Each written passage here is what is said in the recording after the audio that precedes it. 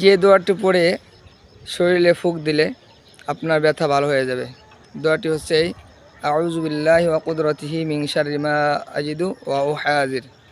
এই দোয়াটি 7 বার পড়ে আপনি শরীরে ফুঁক দেবেন, আপনার ব্যথা ভালো হয়ে যাবে ইনশাআল্লাহ। প্রিয় বন্ধু, আয়াতুল কুরসি পড়ে বাড়ি থেকে বের হইলে 70,000 ফেরেশতা চারদিক থেকে রক্ষা করে। তো আসুন আমরা এই আমলটি জারি রাখি। আল্লাহ আমাদেরকে তৌফিক দান করুক, আমিন ইয়া রাব্বাল আলামিন।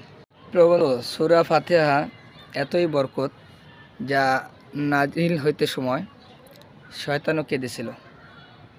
তো আসুন আমরা যে কোনো রোগ মুক্তে আমরা এই আমলটি করি। সূরা ফাতিহা 3 বার পড়ে পানিতে ফুঁক দিয়ে ইনশাআল্লাহ আমরা এটি পান করব আমরা রোগ মুক্তির জন্য।